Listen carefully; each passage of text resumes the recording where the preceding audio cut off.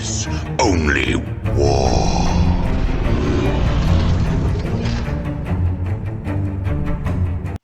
What is up, gents? 40k Dirtbags here. We got not a battle report, but a report of ACO, Atlantic City Open. We just got back.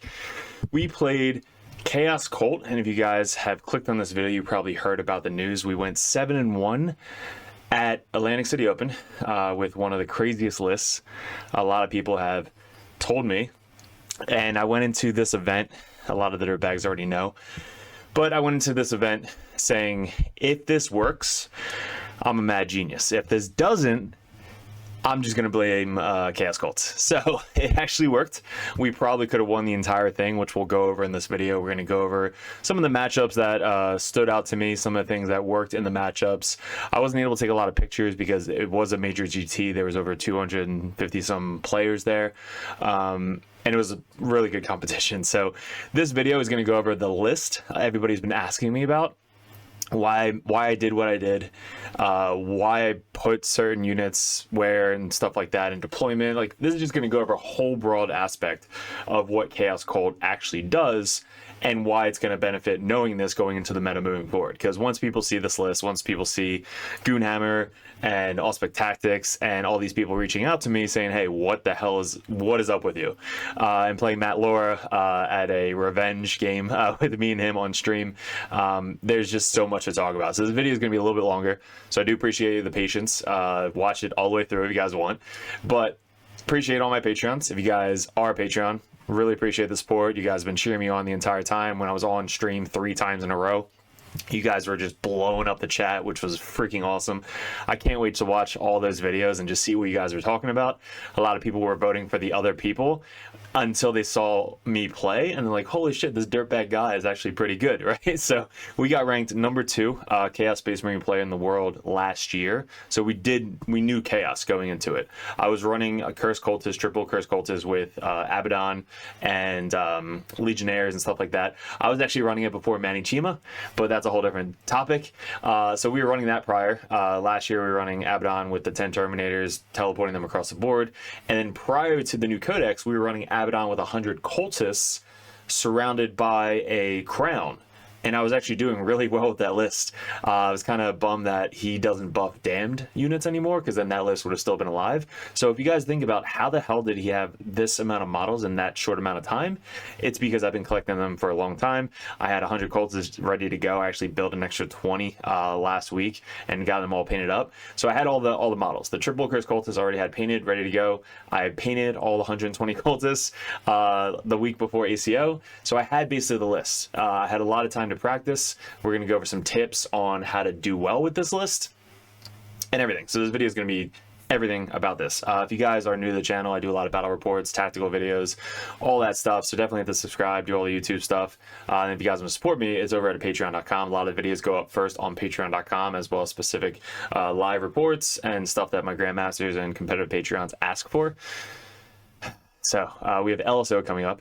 That's Lone Star Open to support the vets. Kiva's going to be coming out with me as well.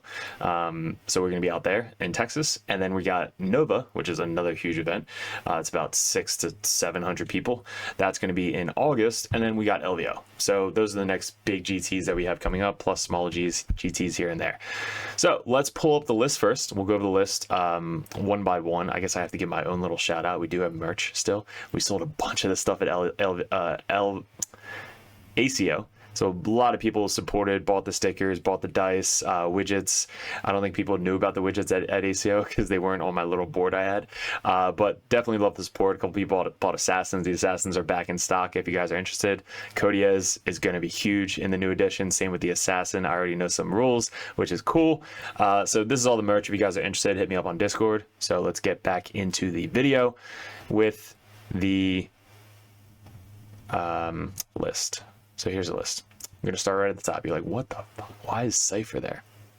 All right. So again, this list is made to bog down the zones, bog down the objectives, hit really hard with your Curse Cultists.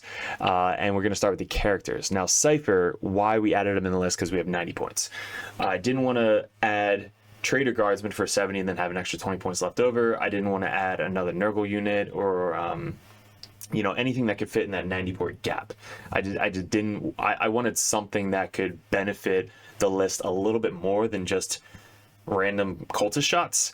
So I wanted to add something that could kind of mess with the opponent. So his ability, everything within 12 inches, is basically a vect, but you don't have to vect before it adds the additional +1, which is huge, because a lot of people kept asking, well, so after I do it the first time, it's +1 act. I'm like, no. Right within 12 inches, that battle tactic is now 2 CP or 3 CP or whatever it is. It's only battle tactic, but the battle tactics that I cared about, Armor Contempt, the Orcs ones, the Feel No Pain from Chaos Knights, Eldar had a couple battle tactics, and then there was the Blood Angel, Lance and all that stuff. So he actually came into play. I kept him safe for the first like 1 to 2 turns, and then I kind of ran him up in between buildings so he can't be shot. Even though he's lone op, there's still ways to get around lone op, especially first T-Sun, stuff like that. But he basically stayed as safe as possible because I do have 1 CP. I can sack off some damage to other cultists around him, so I wasn't too afraid of him dying, but I didn't want to spend that CP. So when I was going to commit with an accursed cultist, he would basically advance up near the unit that I was going after. Death Guard, it worked for the -1 damage. That was huge. So he basically followed where I wanted the battle to take place, so that way they couldn't Armor Contempt for 1 CP. It had to be 2 CP, and they're like, I don't know if I want to Armor Contempt. So sometimes they would spend 2 CP to Armor Contempt, and then they still die because the amount of dice. So they're like, crap, you know, I already wasted 2 CP and my guys died either way. I'm like, yes, Cypher did his job. So that's basically how you're going to be running Cypher. Now, Cypher moving forward might have different rules. Who knows? Hopefully I can get a Cypher model so I can print up for you guys, and you guys can purchase that through the Discord. But Cypher is a key role. He has 3 shots. Sustain already. You can Dark Pack for lethal, so it's lethal and sustain for 1 Dark Pack. Strength 8, AP 3, 2 damage. Like, that kills Marines dead. Not too much into vehicles, but mainly going after Marines and characters. And then he's got 6 shots, same thing, sustain, and then you lethal as well. Strength 4, AP 1 damage. And then he uses his pistols in combat as well. It doesn't, I think, get the sustain. I didn't really get him into combat as well, but if he needed to, he could basically charge, hit some shots at strength 8, AP 3, 2 damage, but that is why he's in the list, to kind of mess with the opponent's CP and just be kind of an additional model in case I need to do a secondary with him. So then we have the Dark Apostle. This guy came in clutch almost every single game, especially against Matt Laura with his freaking -1 leadership, tests everywhere. That battle was insane. I just had to try and pass as many battle shacks as I possibly could, but ones that failed, he made the unit within 12 inches at the start of any phase non-battle shocked. So you can use him to like throw at an accursed cultist unit that's about to charge who can't use a CP because they're battle shocked, or they can't do blood boon or whatever it is. So he helps the list run so much smoother. He's leadership 5. Why is he leadership? I don't know. He's the pack down zealot, whatever, dude. He is awesome.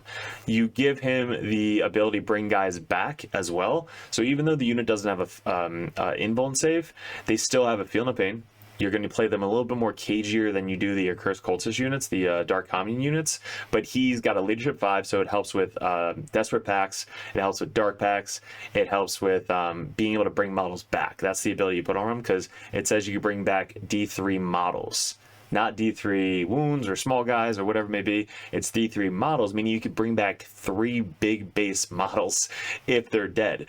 One game, I think, against the it might have been against the Death Guard player, I brought back 3 big guys. I rolled a 5, and 3 big guys were dead. I brought them all back, and it was just like, what do you even do? 9 wounds just came back for free. Well, I mean, 20 points, whatever the upgrade was.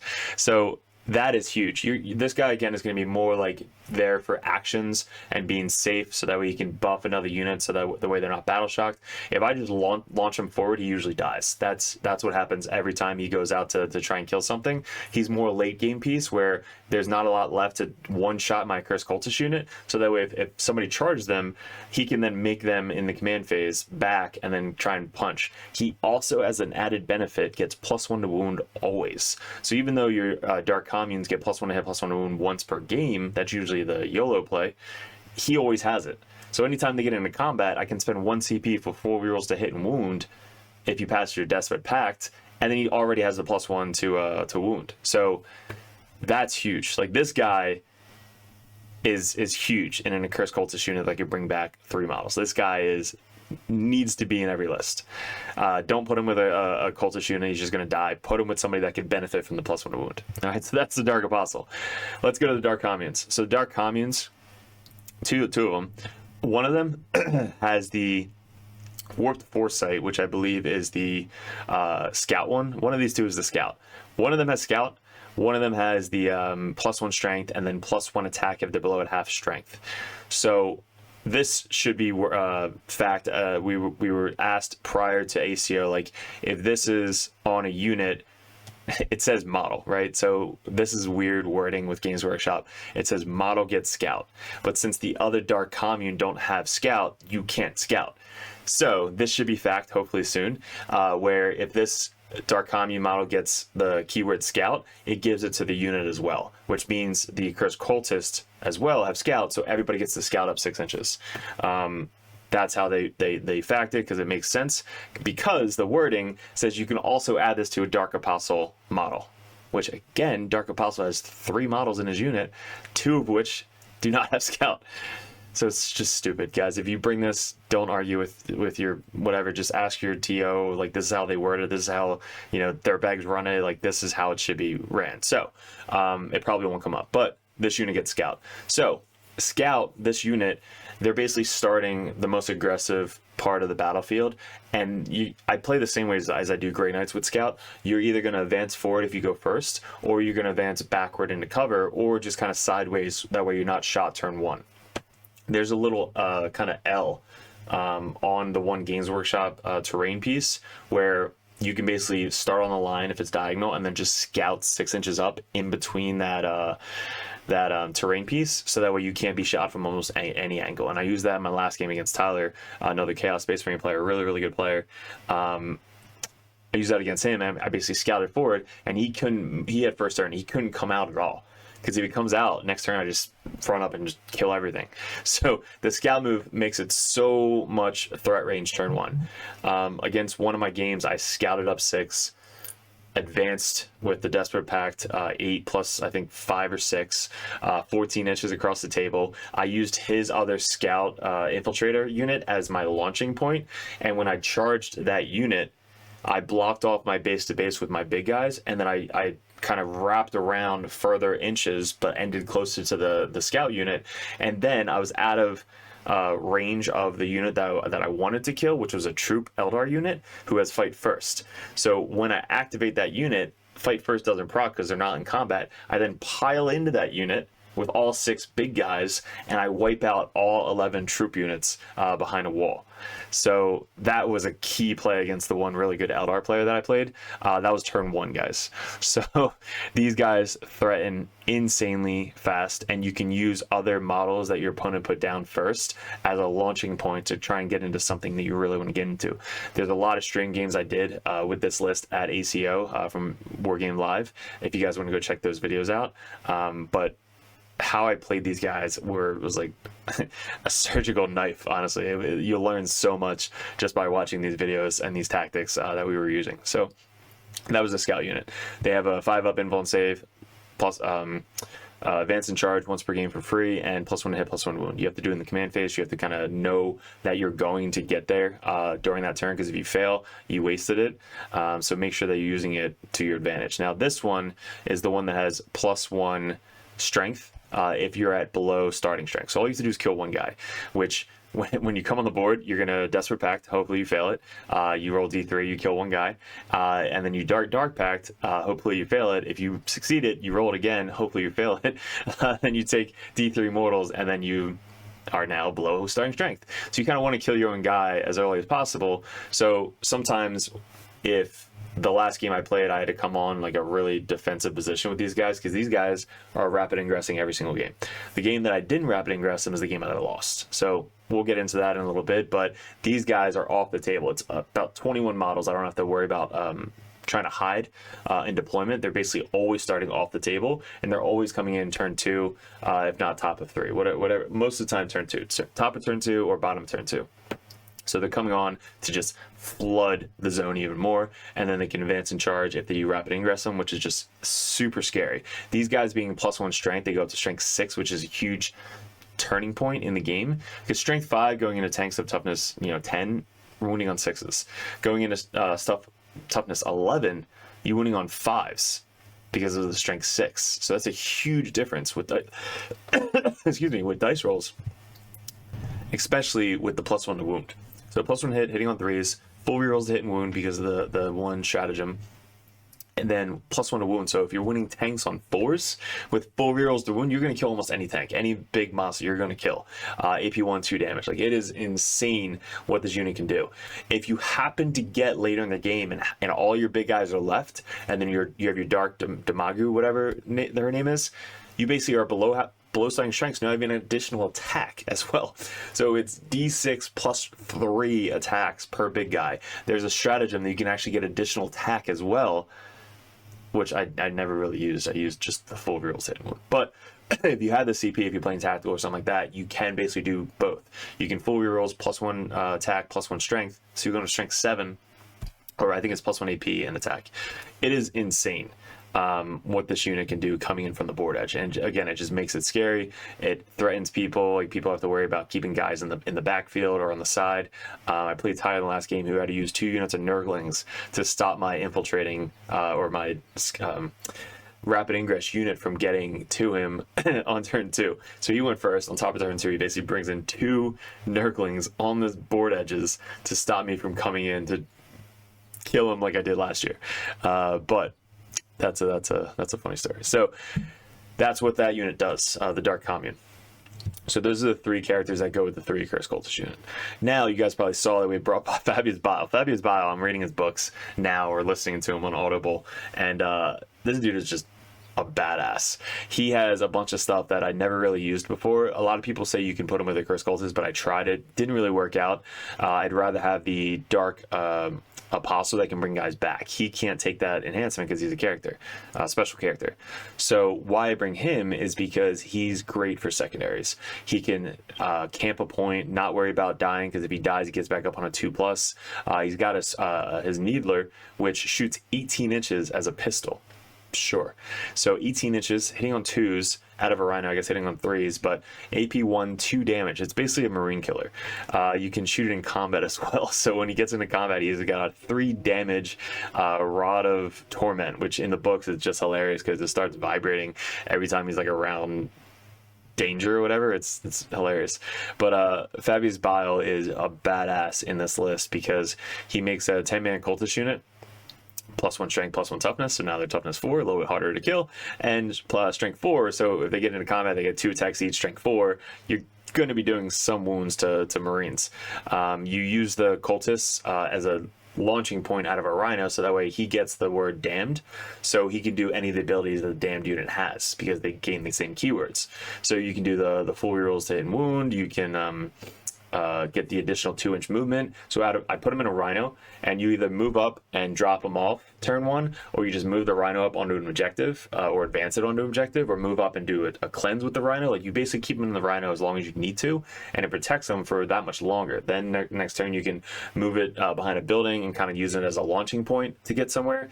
But the 3 damage definitely helps out having that in the list, because anything with -1 damage, it still does 2 damage to those models.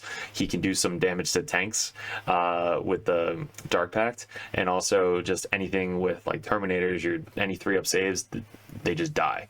So he's just an additional bonus to the list that gets back up on a 2+, has a really good gun, can partner with Cultist to get like 11-inch threat out of a Rhino, not including the advance. So he is a really cool aspect to bring to this list. I would really, if you run this list, if you run this detachment, Bile's a really good addition to have in this detachment, especially with Sights of Power. I think Sights of Power is going away, but still having that really hard character to kill, and when he does die, he just gets back up on a 2+.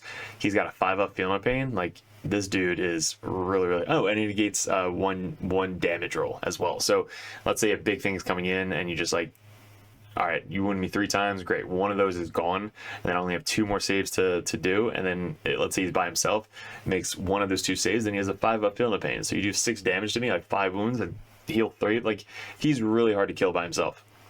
So if you drop him off in the backfield, just keep doing cleanse. You can even walk him on the board edge if you really want to.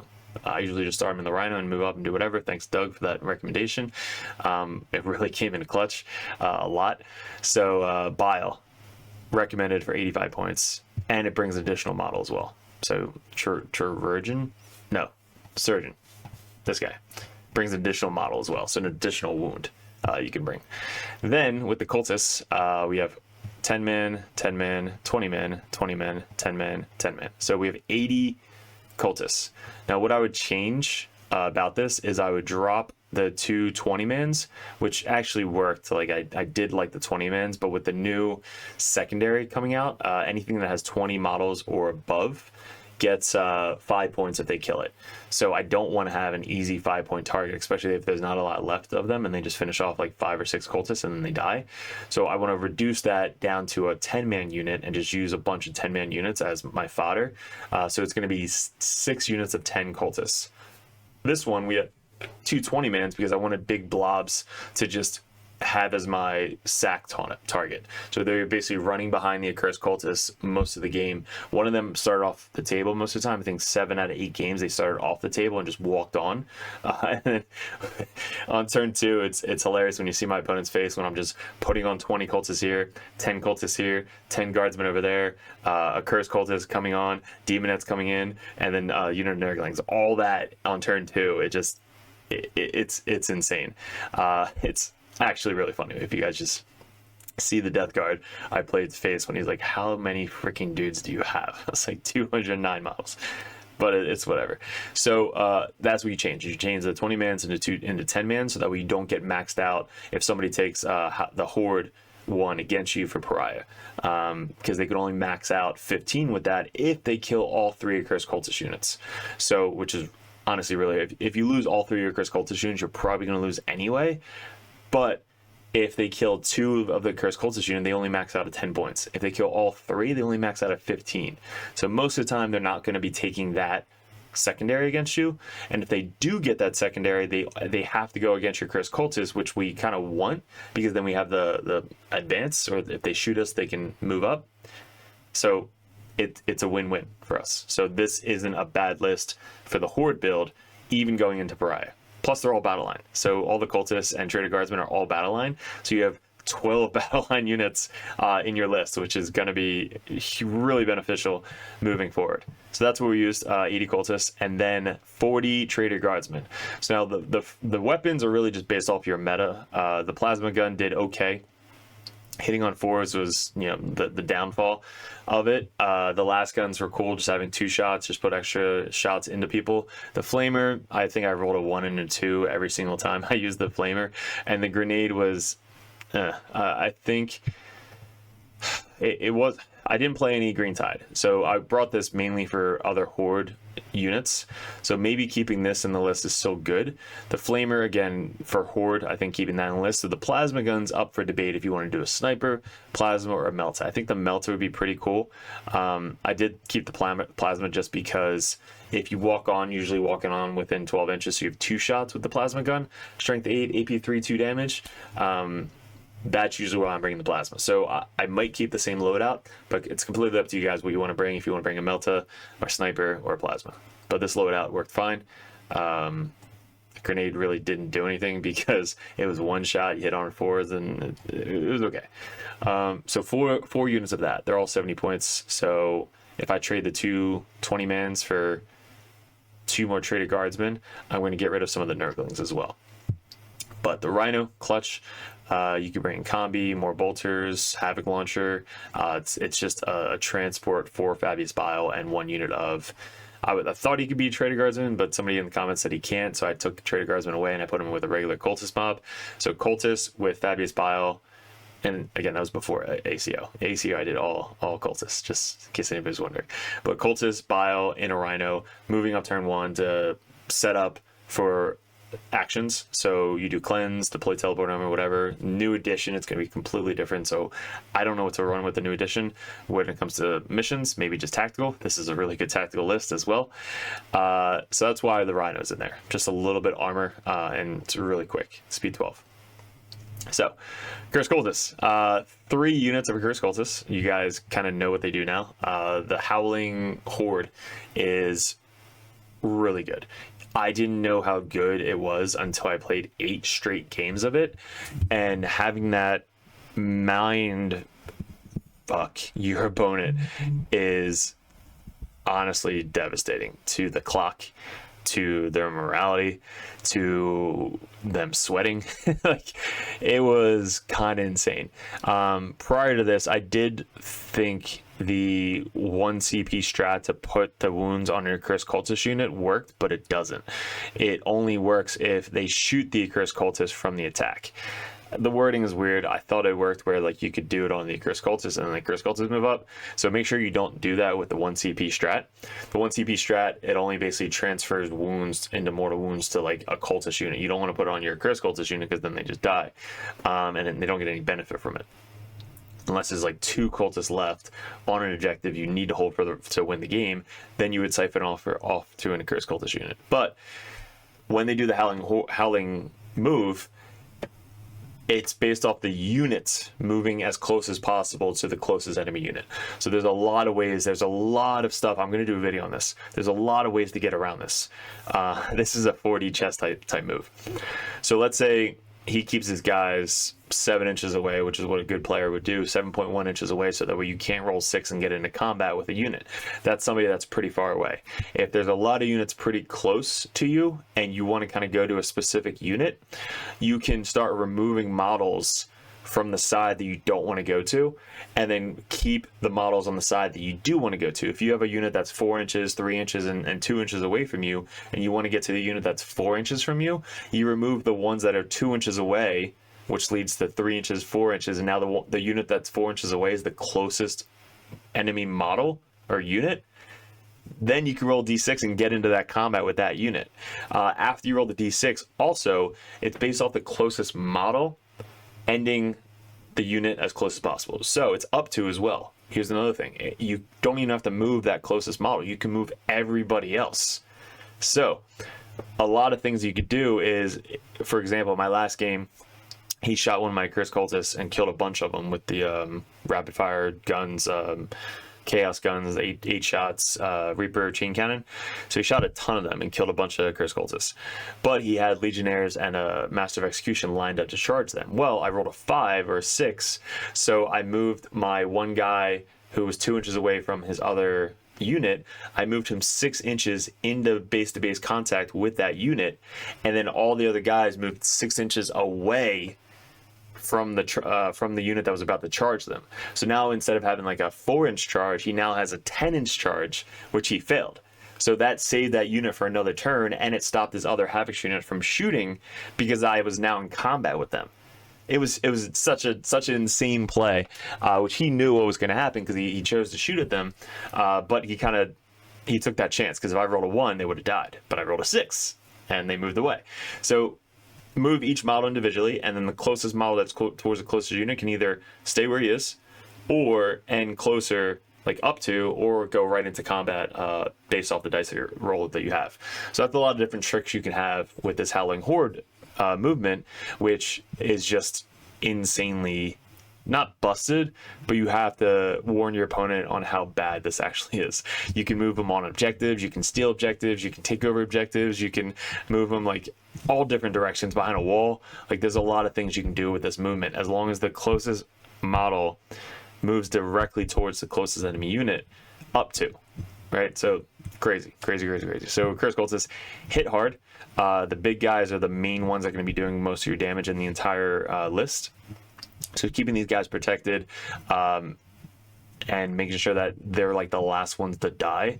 You have to be careful of unit coherency as well. Like, if you spread them out too far and you start removing the wrong models, you might kill a couple of them by accident. You don't want to do that. I didn't have to kill any of them by coherency, luckily. But you want to make sure that you're keeping your Demagu chick safe at all times, because if they do kill her with precision or precision in combat, you lose that 5-up Feel No Pain or 5-up invuln save, which is huge. Like, they will survive a lot longer with that 5-up invuln save. Once that's gone, they just die. They just evaporate. So you have to protect her as much as possible, especially if they have any type of precision. In combat, she's like the last one to get in combat if there's no way that they're going to get precision, because if they kill her before you do your once per game advance and charge, you lose that, which is just dumb. Like, you should never have your character die without you wanting her to die. She usually dies turn 4 or 5, like later in the game, or after I use the ability to get my unit into combat. Then I just don't care. Like, she did her job, but I still want her alive because she's giving me the 5-up invuln save. So keep her protected as much as possible, and make sure that you're not keeping her too far away, so that way your coherency doesn't just die, right? So that is some practice. A lot of practice you're going to need to just keep her alive and keep your Curse Cultists in the position that you want. Anytime you set these guys up on the table, usually the big guys are out front, not being shot at. So make sure that all line of sight angles you have ready to go for deployment. And when you set them up, they're the ones that you're going to be launching out to get the first charge into your target. Using the little guys to sometimes block off the big guys getting into base-to-base combat, so that way they can go pile into something else. That's my tactical combat video if you guys want to check that on the YouTube. But use them to as your big brute attack units. The full rerolls to hit and wound, once you pass the Desperate Pact, they will kill honestly anything they touch. I killed a full Vanguard character unit against the Blood Angels with a 5-up Feel No Pain. I killed the entire squad. It was only the Sanguinary Priest left with 1 wound. I killed half of a was it the Black Death Company squad jetpack with the -1 damage without full rerolls. That was with the +1 to wound guy, and I hit on 4, so I probably would have killed the entire unit if I had full rerolls. And then the second unit of Death Company, I killed the entire unit, and then he fought on back and didn't kill as much. So I killed that entire unit with the Red Squad coming in, which should have been a turn earlier. That's kind of why I lost the game, but that's besides the point. That was the triple Curse Cultist. So they're just really good. Like, hopefully they don't go up in points. They went down. Luckily, I think they were over like 230 or something. 170 is a good spot for them with this list, because this is the list that really makes them shine. Every other list they're just, but this list is super fast.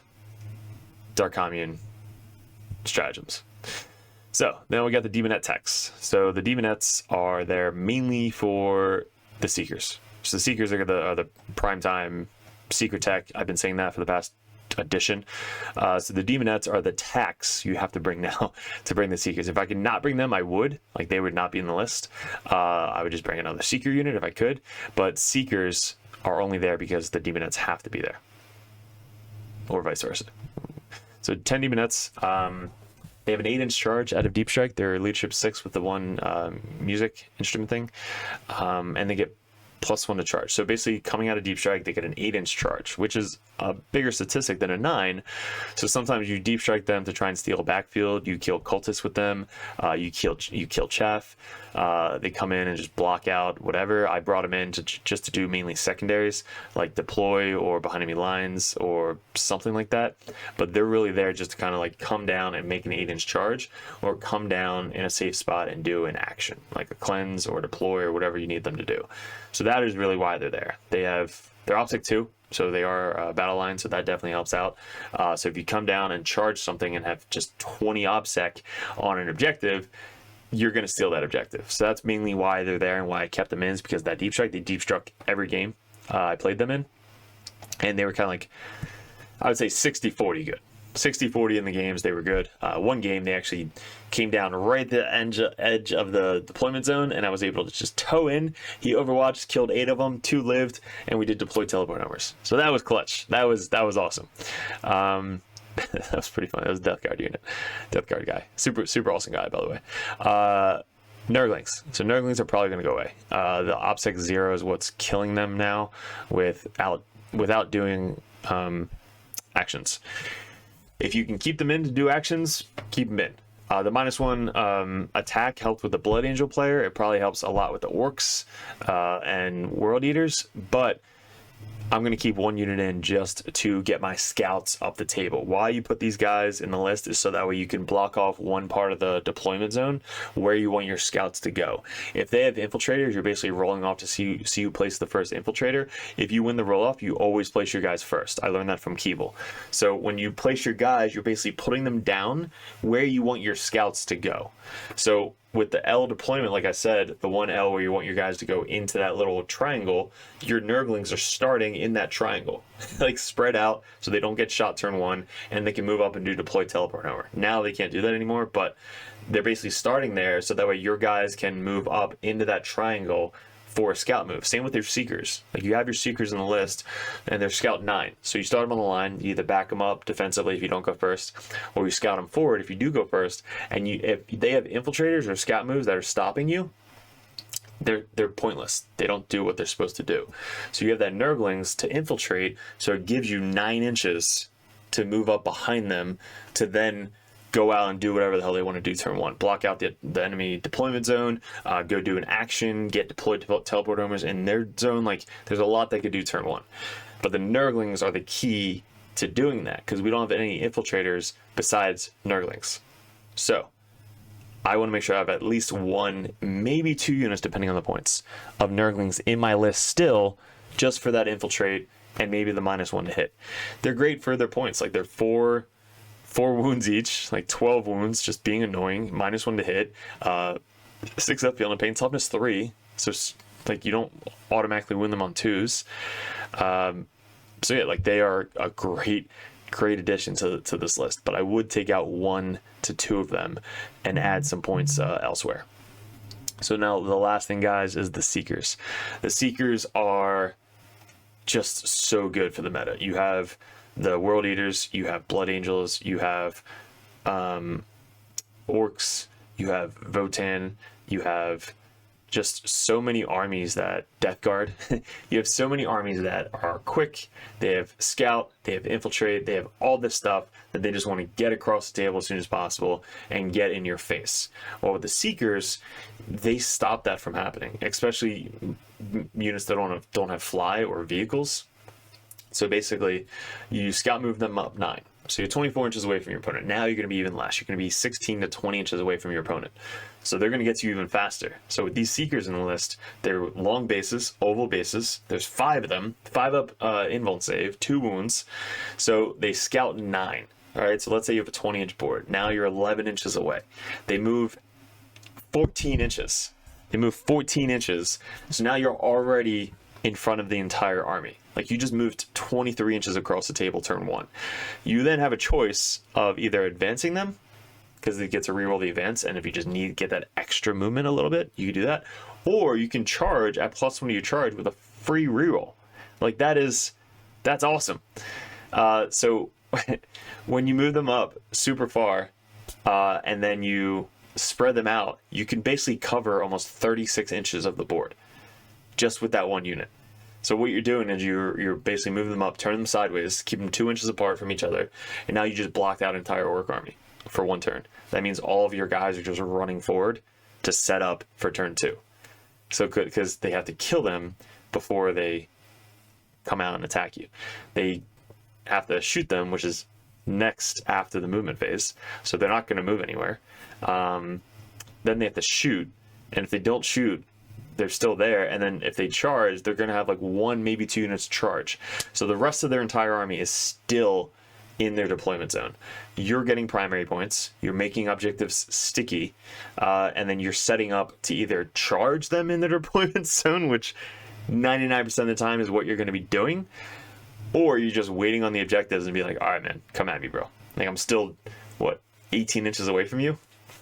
So have fun with that. So Seekers are the secret tech of Chaos Space Marines ever since 9th edition. Maybe 10th edition. They might have been 10th edition, I forget.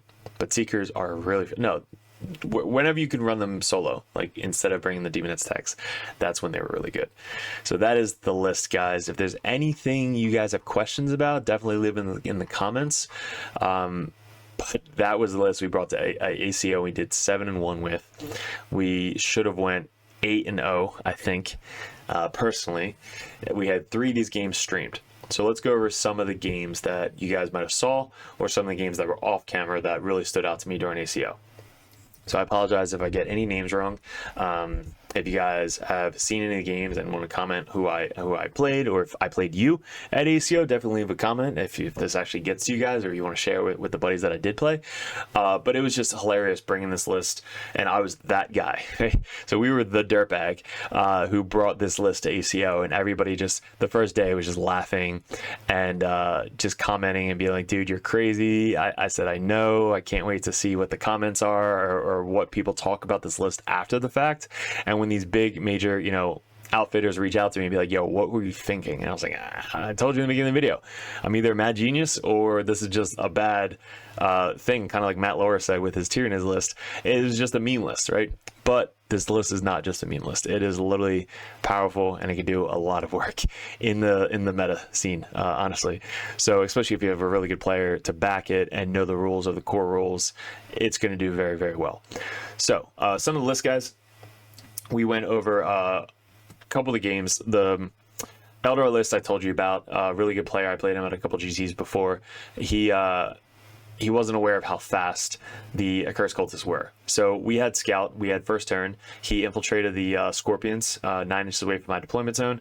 We were in the corner deployments, so we were about, 12 inches away from each other, our deployment zones. He started his troops behind a wall with the Ynnari chick and the one Dark Eldar guy who has fight first and precision.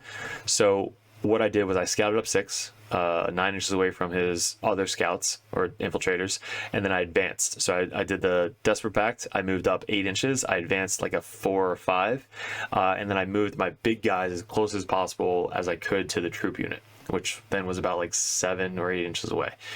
And then all my little guys were closer towards the Scorpions unit. Now, how it works is when you charge, you only charge the Scorpion unit. And now since the guys are, let's say, 8 inches away from the other troop unit, but I'm like 10 inches away from the Scorpions unit, when you make your charge, you go base to base with whatever guys you want, usually the small guys or the Dark Commune guys, and then it blocks off any base to base contact with the big guys. So then when you charge, you leave your big guys closer to the unit that you charged. It could be a millimeter closer. As long as you end closer, you successfully made that charge. Then when you activate that unit, you can then pile in another 3 inches towards the closest enemy unit, which happens to be now the troop unit. So this is how to get around fight first as well, because they can't activate before you're activating, because they're not in combat. They can only activate fight first if they're in combat. Now, since I went first and it's top of 1, he doesn't have 2 CP. He can't countercharge, he can't interrupt, he can't do anything. So that also worked out in my favor. Now I get 6 big guys into his troop unit turn 1, and the rest of them were attacking the Scorpions, but we chained out to make sure they were all in coherency. We successfully made the charge, and now we activate the unit, pile in, and then we do a full rerolls to hit and wound and nuke the entire 11-man troop unit and do a couple wounds to the solo Dark Eldar character guy. So now they're by themselves. The Ynnari chick's by herself, and the solo guy's by himself, and then the Scorpions died. So we did all that turn 1, and now he's basically on his back foot. He lost his hardest unit to kill, besides the big flame demon guy. But that unit was supposed to survive the entire game. So he loses that turn 1. That was a huge advantage to us going into the rest of this game, because now he just has a unit of 10 bikes to shoot, and then a couple small characters here and there, a couple snipers, and that's it. We took out his hardest hitting and biggest unit piece. So that was huge. That helped out so much, and he was just so unaware of how fast these guys could move, especially with the scout move. So that was awesome. The other game that stood out was the Death Guard game. That was on stream. So this guy, I know Death Guard because obviously we played on the channel, but this guy, super fun guy, hilarious. I think we clicked a lot because we have the same job basically from 2 different companies, and we're from the same area, and we just vibed. So really cool guy. On stream, first game of the day, and they're just so slow.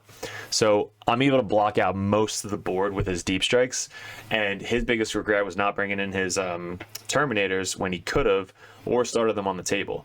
So there's a lot of really good plays I had in this game, a lot of tactical stuff you could do by watching this video, but the biggest thing that Death Guard has is the fight first 10 Plague Marine build. So it's basically they get out of a Rhino, they just move up 12, get out 3, and then just shoot a ton, and then they're there to either overwatch or if you charge them, they just have fight first. So they're a really tough unit to get around unless you know how to get around them. So what I did was my one unit that was, I believe, the yellow unit, or the red unit. I think it was the yellow unit. So the yellow unit who has the scout, they basically were in the position to get that charge off. But instead of me just throwing my unit into as a fight first unit, I used my 10-man of cultists to make that charge first. So what you do is you move them up. I had a desperate pack, so I had the movement, so I moved up 8 inches, and then I made the charge. And when you charge this unit, you're just sacrificing this 50-point unit. When you charge in, you base to base as many guys as you possibly can. You block off a bunch of the angles and zones and stuff like that, so that way his guys can't consolidate into your dudes. So when you do that, you charge in. He's like, "Why are you doing that?" Like, hear him when he's talking. "Why are you doing that? They're just gonna die." I'm like, "Don't worry, watch." So he sees that, and he's so baffled because he doesn't know why I'm sacrificing this unit for nothing. Then I charge with my yellow unit into the one guy that I left the space for, which was the Malignant Plaguecaster. So I charge. As long as you get one guy in combat, you successfully made your charge. Then all the big guys were right behind my cultists, who were about to sacrifice for the greater good of Coen, were right behind him, so that way I can pile into the unit that just died and kill the entire Plague Marine unit. Pro plays. That was the best thing he's ever seen all tournament. Ask him. I swear he'll say that. Probably not. But he loved it. He loved that strategy. He's like, "Holy shit, I did not even see that coming." I was like, most people don't. So that's basically what you do, how to get around fight first if you don't want them to countercharge. I've lost 3 games with countercharging units to this list. Not lost. It was tough because I forgot about countercharge. So I would charge like Lucius. I lost to that. So I charged in a Rhino, and I was going to pile into Lucius's unit, and he's like, "Countercharge." I'm like, "What?" He's like, "Yeah, I'm just going to spend 2 CP to countercharge." I'm like, "Fuck, forgot about that." So then he countercharges, fight first, and kills a bunch of accursed cultists. So make sure that doesn't happen by using your regular cultists to stop the counter charge and just get in the way, so that way when you're done your charge, he fights before you, kills the cultist, and if he does pile in, he just made your job easier. Now he piles into you, you don't have to pile in too far, and then boom, you just kill him with all the big guys in the unit. Another benefit was Cypher was right behind. So I looked at the stratagems before the game, and I looked at what the battle tactics were. So the battle tactics for Death Guard, if you can guess, not a lot, but the one is disgustingly resilient. So that is the -1 damage tactic, which would definitely cripple my 2 damage accursed cultists. So Cypher was literally within 12 inches of that unit. I was like, "Hey, by the way, it's 3 CP for the -1 damage." He's like, "What?" I was like, "Yeah, it's battle tactic, right?" He's like, "I don't know." Looks it up. It is. I'm like, "Yeah, it's 3 CP." He's like, "Fuck." So that was another benefit of having Cypher in the list for that specific tactic of stopping him from doing a battle tactic that you don't really want him to do, or armor contempt or something like that. Fight on Death, I think, is another one. So that was another key moment with the Death Guard and just blocking out all of the reserves. So I think they said it in the review where he had a deep strike his Terminators on turn 3 in his deployment zone and then fails the charge. If he would have just brought him down a turn earlier and then walked down and kind of did that, that was, that's what he would have done differently. Also the Typhus and the -1 to hit and the Aura, like it was a really good matchup into me. It was just, I kind of outplayed the tactics that he was kind of going off of. The -1 to hit with Typhus, I had to kill his zombies with shooting, which isn't a lot, but I have a ton of random pot shots into the zombie unit before I charge in. I need to take it down. I took it down to 5, I believe. 5 Poxwalkers, and he almost lived before I made that charge. So the green squad charged into Poxwalkers with 5 guys in Typhus. I was hitting on 6s, but I had to do the full rerolls to make sure that I was trying to kill it fully, because if one Poxwalker lives, I think I lose that entire side with Typhus. doing a sweep and just making 10 box walkers back. Like, that would have been brutal for me. Probably would have won in the game. So I had to make sure I killed enough of the box walkers before charging in. He had 5 left. I was like, all right, this should be good. Charge in and barely kill it to the wound with that unit. And then Typhus died by just rolling bad. So that was the Death Guard unit. The next game I had was against Matt Lohr. Matt Lohr is well known in the community, Vanguard Tactics, awesome dude. Been playing forever. And he won LVO. So he actually won LVO with Necrons. He and I played last ACO. I was playing Chaos Space Marines. He was playing Eldar, and he beat me, which was tough, because we were playing on a table that had no windows, and he was playing Eldar. So I just couldn't get to him at all, which was bad. It was on stream, it was bad. He beat me. It was fair and square. It was one of the first times I met him and played him. And then the next time I played him was at UTC, which was the championship. I made his top table. It was me versus him. It was a cash prize. He won $2,500. I won $1,500. I played triple Chris Cultist with Abaddon, and I just misplayed it. I was playing fixed. I shouldn't have played fixed. Should have played tactical like I've been playing, and I just didn't start all my Chris Cultists on the table, which he said if you did that, you would have won. I was like, fuck. So he beat me that game, and he won that golden ticket, his first golden ticket, and then he wins the second golden ticket at LVO. So congrats to Matt. And here he brings a meme list, because he's like, well, if I win with the meme list, I'm just a mad genius. Same thing that we did going into the tournament.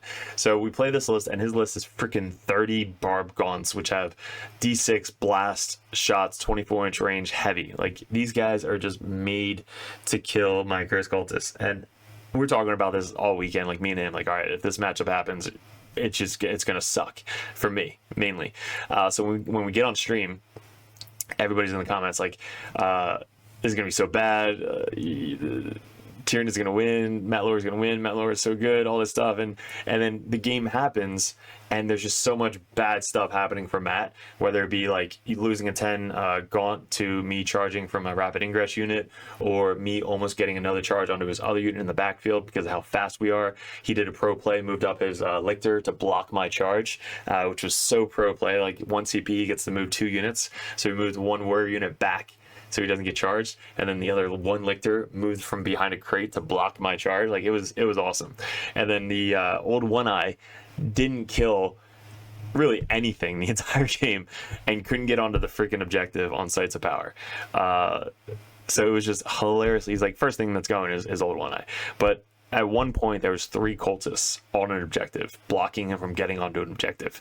And he charges my cultist, and he kills 2 out of 3 with a sweep attack. That's how bad this old One Eye was rolling. It was so bad, I didn't even know what to say. I was like, honestly, man, I would just chuck him across the room if I were you.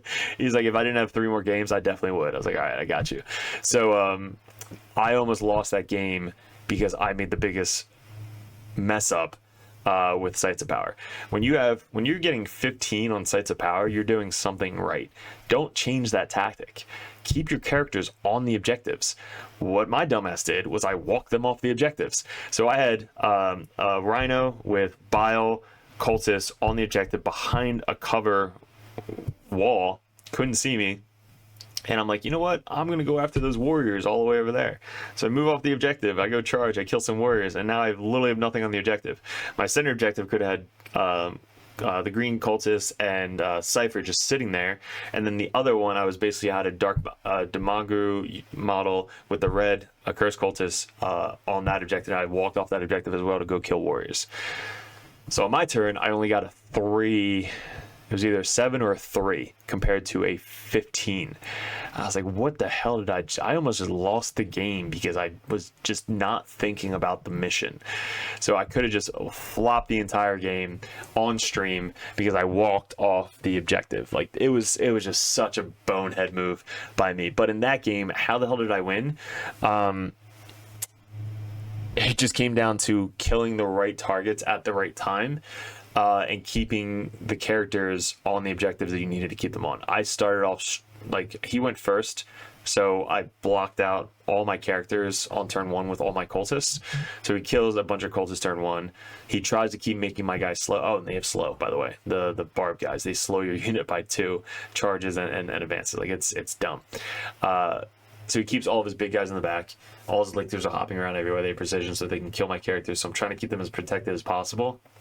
And then when I rapid ingress my one red unit on the one side that I really needed to take back over, that's really what got me to push up that side and kill 1, 2, 3 solos and a 10-man barb unit. Once that happened, then I had that side kind of like tied down, and the top side I already had moving up and charging. So I basically had both sides tied down with the Accursed Cultist unit. The center was the green unit, which kind of just keeps coming back and just keeps being annoying in the center. And then all my other cultists were in the back, just kind of slowly moving up, blocking out his guys deep strike in the little spore mine, which probably won't be there anymore, but it was blocking up the little spore mine so he couldn't do actions in the backfield while the other ones are moving up slowly, really slowly, trying to do the fixed secondaries. So that was an insane game. That's on the stream if you guys want to go check that out. But that was a really good game against Matt Lohr. All right, guys, in the last 2 games we'll talk about to wrap up the video. We're already almost an hour in, so hopefully a lot of you guys can share this and kind of get this out to everybody in your community. But and if you guys want to support the channel, we are growing a lot from Patreon. We're almost up to 1,000 a month, and once we get to 1,000, we're gonna do a $1,000 giveaway. It's all the models that equal up to $1,000 and a bunch of merch that we give away to all the Patreons, and it's just a huge free raffle that I give to all my Patreons. We did it at 500. We're gonna do it at 1,000 again. And if you guys just want that coach in your corner, that's basically what Patreon's for. We have a bunch of Dirtbag Patreon coaches. If you play specific armies that I specifically don't play, I have guys on my team that can coach you in your corner. Any questions, comments, list ideas, tactics, that's kind of what the Dirtbags are for. You guys could join the competitive Dirtbags or the Grandmaster Dirtbags if you guys want specific lists played or specific live events. You guys get to see one of us play live for you on the channel. So that's basically what Dirtbag Nation is for. If you guys want that coach in your corner at all times, that's how you can support us over on Patreon and buy some merch. So, third game on stream was the Blood Angel game. Now, this was the first game on the last day.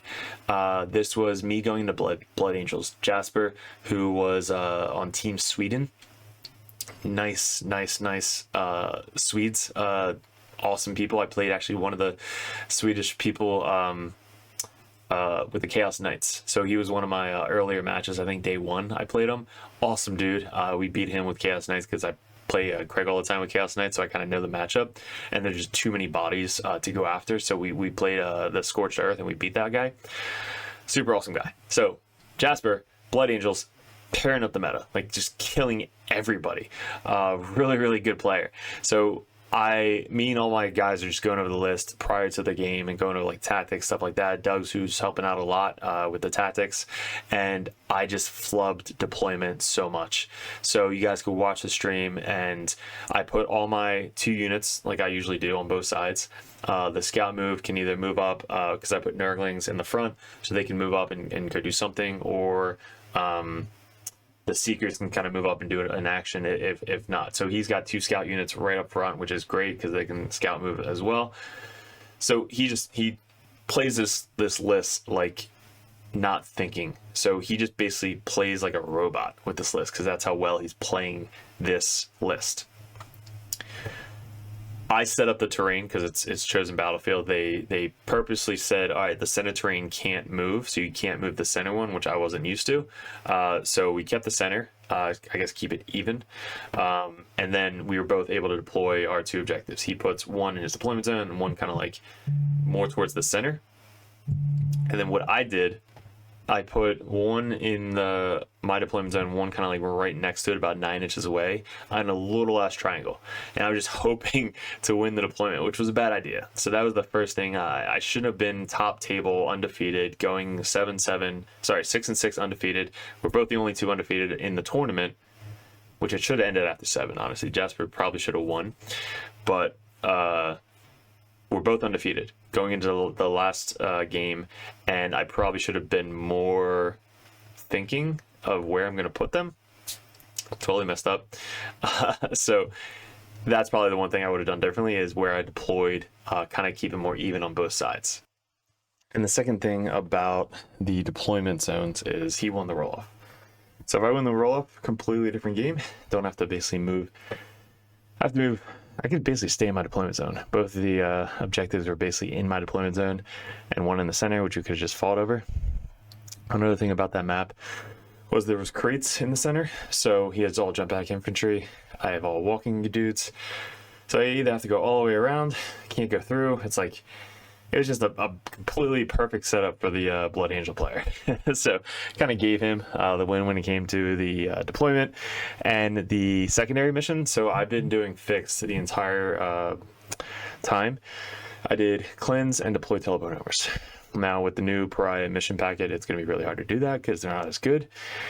And you might still be able to get away with cleanse, but you're going to have to pick another one, which one of them is, if you're outside in no man's land, wholly within, you can do an action. If you survive, you get 3 points. So that could be an easy like 15 to 18 points. Because if you go second, you can do it in your opponent's deployment zone for 6 points. So that's one way to kind of get something besides deploy teleport number. So I might be able to test that. But if you're going to do tactical, you're going to have to kind of change it up and practice more tactical every single game, because then you can get screwed. And if you don't, it's up in the air. I haven't tested it. So I also didn't pick the right thing. So knowing that that wasn't my side, I probably should have played tactical rather than try to do actions and secondaries for fixed. So that was another mess up I had. Again, day 3, game 7, championship game, I flubbed the deployment. I flubbed the objectives. I flubbed the missions I picked, and then I flubbed the deployment. So the deployment, usually you should put 2 20-mans or just 2 10-mans in front of your army, maybe 2 cultists and then 2 cultists. So you have like 40 cultists just kind of like out front. I did kind of mixture of cultists and the traded guardsmen. So basically I deployed 1, 2, 3, 4, like 4 or 5 different units on the front line, which is bad because then that gave them so many options to choose from, just shooting and then charging. So he basically was able to charge the 2 scouts and then the 2 units into my lines and tie up most of my action monkeys. Now, since he did that, I basically didn't have a lot to cleanse or deploy or do whatever. So I was already on the back foot. He was already starting off with strong secondaries, like tempting target on turn 1 and then extend battle lines. Like he was already up in points. And then on his top of turn 2, I wasn't able to get to the center. So then he gets a 15. Like it was just going so well in the Blood Angels player. So after all the things already messed up before we even started the game, that's the thing that I would change. Then a lot of tactical stuff I did with this mission as well was he has a interrupt. So what I was able to do is he was tied up with his Death Company. He charged my green unit. No, he charged something up top. I think he charged my cultist, put a bunch of different stuff into different units, and there was a couple guys left. So what I did was I kept my cultists where they were in combat, and then I kind of put my green guys on the other side, same as I did with the dark or the Death Guard player. So how I kept my guys was I was a little bit more than an inch away from his Death Company, and my cultists that were within an inch or an inch away, we went over this prior to me charging in. I made sure he agreed with me, and it's on stream, that he would have to pile in towards the closest enemy model and get base to base if he can. So if he interrupted, which is what I was expecting him to do, if he interrupts, he has to interrupt, kill my cultists, and then I can pile into his guys and kill his guys. Because I charged one of his Death Company, or I charged his scouts. So I charged his scouts and kept my big guys within 3 inches of his Death Company, so I can pile in, and my bases are smaller than 1 inch. So that way I can kind of pile in behind my cultists and still be able to attack in combat with them and get all my big guys into combat. So that was my mindset. We went over it, talked it out before I did it, so that way we both agreed. He understood what I was doing. I explained to him what I was doing and all the people watching. So that was another pro play where you keep your cultists in base to base with him so he can't move anywhere. And if he isn't base to base, his guys then have to pile into base to base to the closest enemy model, which is a cultist model rather than a cursed cultist model. So that's another way to kind of get around people interrupting. Like, let's say I charge in with all my green squad and just put them all into combat, and then he spends 2 CPs, then he kills my green squad over my cursed cultist or over my cultist. So I didn't want that to happen. So that's what I did over there. And then on the other side, he charges in and kills my Nurgling with his 5-up Feel No Pain Vanguard vets with the shields. I then just committed and charged my entire yellow unit into that to take one of those jump pack infantry units off the table as soon as possible, which we kill all of them. So we kill the entire Vanguard 5+ Invulns Feel No Pain unit off the table with, I think he did Armor Contempt, because I didn't have Ciphers on the other side for the Death Company. So he wasn't able to Armor Contempt over there because he had to use Armor Contempt for the Vanguard. So he used Armor Contempt for Vanguard. Even with the 3+ saves and the 5++ Feel No Pain, I killed the entire unit. I left the Sanguinary Priest on 1 wound. So we kill everything in that side. So basically I committed my unit to kill his unit, and then he then commits his Death Company unit to come out, and that's the unit that doesn't have the -1 damage. This is the one that I could kill in one go. He charges my Curse Cultist. This is where I hit it on my time, and I said, hey, give me some time, I got to think about this. This is the game-winning mess up I did for our side. I'm thinking he has his Death Company unit in combat with my Accursed now, and then he's about to charge my other unit with the other squad. So I'm like, I need 2 CP to interrupt one of these two. If he chooses to start with the charge, or both charge unit over there, then I need to interrupt with this unit. If he starts over here, I'm going to interrupt with that unit. That was my mindset. Now he's not going to do the unit that doesn't have the -1 damage, because then they might just all die. So he starts obviously with that unit because the other unit is -1 damage. So it's going to be a lot harder to kill that unit compared to the other unit, which was smart again on the team Poland play. Sweden play. So what I should have done was say, fuck it, I'm going to Rapid Ingress like I did every other game that I won in the tournament with the red squad coming in the table edge. So if I Rapid Ingressed, I now have a full Cursed Cultist unit on the table to counteract the charge from the Death Company.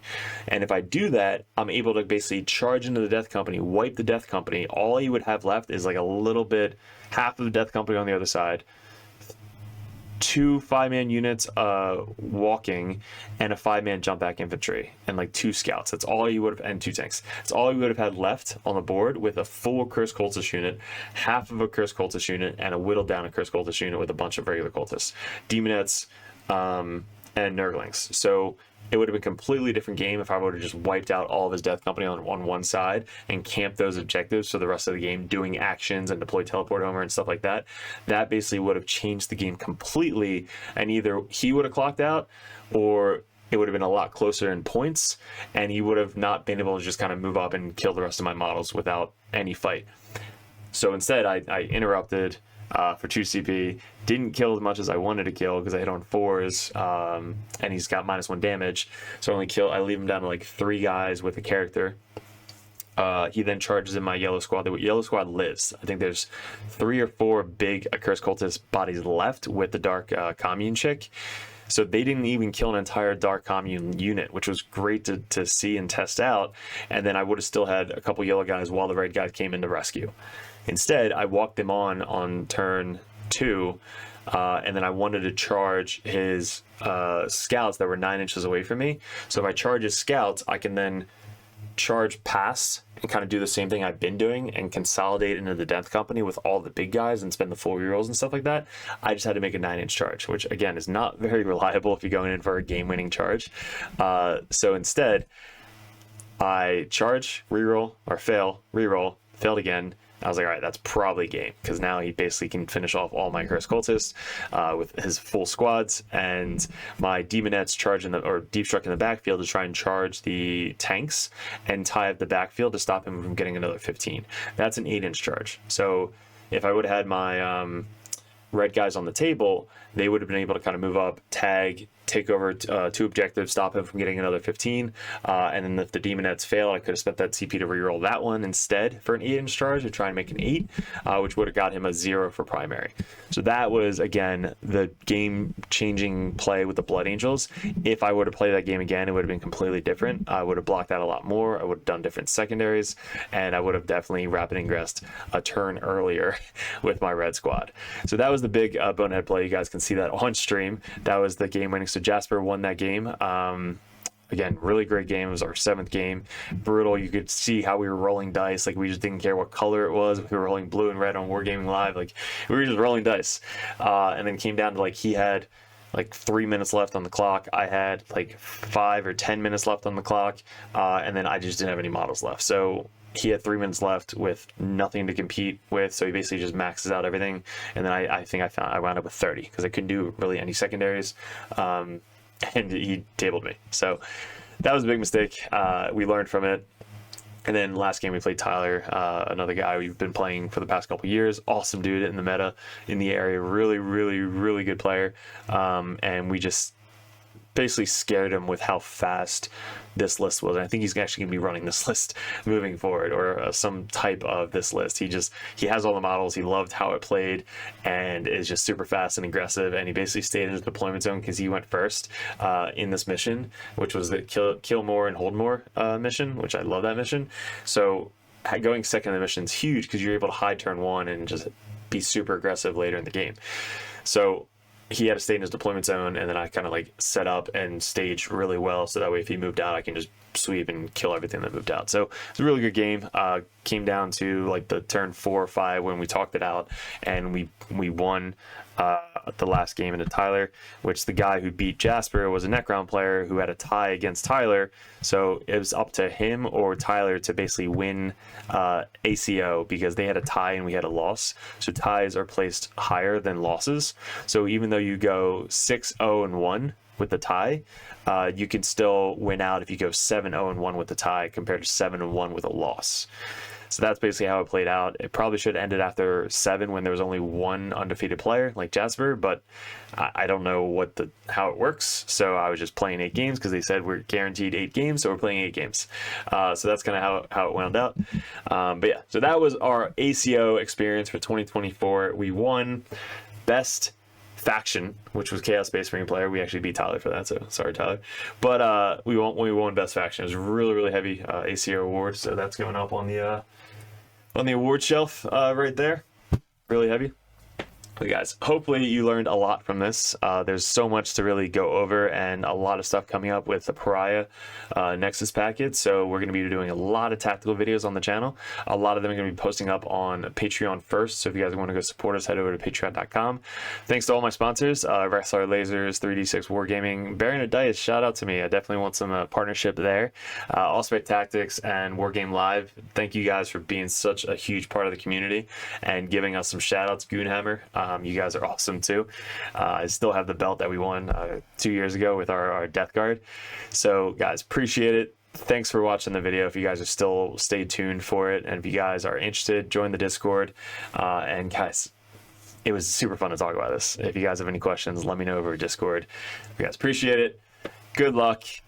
And we'll see you in another video soon.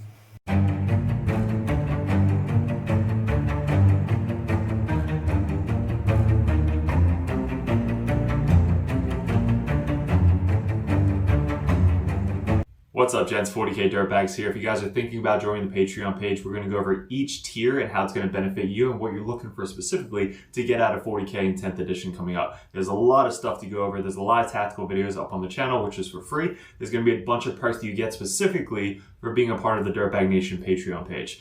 So first off, we have the first tier, which is $1 a month. You guys get first access to the videos over at patreon.com. You also get access to the Discord, which is specifically a private link in the Discord that only Patreon members can see. So you guys will have first access to that. Also a benefit is Patreons over the Dirtbag Nation get live streamed games on patreon.com streamed from YouTube, but this only links specifically for the patreons.com. So not only do you get first access to these videos, you also get to see live stream games specifically only on patreon.com.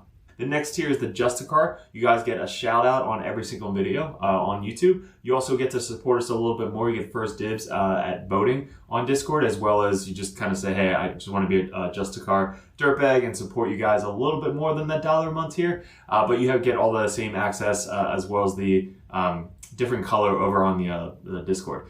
So the third tier is the competitive dirtbag. This tier, you get a lot more one-on-one coaching. This is a lot of the dirtbags over on the Dirtbag Nation. They are able to send out messages one-on-one, go over list ideas, tactics, anything you guys want to talk about. When I was getting into 40k, or really any game in general, I always wanted to message the top players in the meta and just ask them questions. This $10 a month tier gets you that opportunity to message us one-on-one on Discord, so that way we can actually coach you, give you our insights, suggestions, and that's going to get you better at the 40k 10th edition as a whole. So that tier alone, just $10 a month to have one-on-one coaching, one-on-one messages anytime throughout the month, that's going to be a perfect tier for you guys. Even if you're brand new to the game, we go over 1,000 point list, 1,500 point list, 2,000 point brand new starting list, team list, anything you guys need. That's what the competitive dirtbag tier is for. Also, you get a little bit red number name tag on Discord, so people know that you're really serious about getting into the competitive scene. The Grandmaster Dirtbags. This is the all-in-all $25 a month tier. You get one-on-one coaching, everything we said prior to this, but you guys get to see me, Mike, any of the other dirtbags play your specific list that you want to see tested out live on one of our battle reports. You guys get to mention, suggest videos you guys want to see coming up on patreon.com. So you guys get the above first tier benefit of everything that we do over at Dirtbag Nation. All the support mainly comes from you guys supporting us over here at Dirtbag Nation. And Grandmasters, I can't thank you enough, but for $25 a month, you get one-on-one coaching and anything you want to see live on the tabletop. So you get to see a professional play right in front of you. You guys get to kind of like see it one-on-one, and I'm actually making this specifically for you. There's also TTS events that you guys can suggest. If you guys want to do a first 1 or 2 turn run through on TTS, we can actually log in and coach you one-on-one with that. If you guys see us at any GTs, you guys get special benefits, free dice, stuff like that. Anytime you purchase a merch thing on Discord, you guys get a free limited edition Dirtbag dice sent to you with every single purchase on top of that. So there's a lot of benefits coming up with the Grandmaster Dirtbag. Because I can't thank you enough for supporting us. Definitely let me know which tier would be best for you if you go over to patreon.com and specifically go to a tier. And make sure you don't forget to message me up on Discord. That's where we check every single day. If you guys are really into getting into 10th edition 40k, head over to Patreon, join the competitive dirtbag or the Grandmaster. Message me as many times as you possibly want, and I'll coach you the best I possibly can on any specific army that you guys play. Mainly our armies right now, currently, going into 2024, is going to be Chaos Space Marines, Grey Knights, Death Guard, and then we have Custodes, Sisters, and I think that's it going into the wings of 2024. But again, any other army that you guys play, we have other coaches lined up for the Dirtbags that are ready to take on that role of the competitive Dirtbag page. So guys, really appreciate it. Thanks for clicking on the video. Thanks for joining the Dirtbag Nation if you guys are already part of us. And we'll see you in another video soon.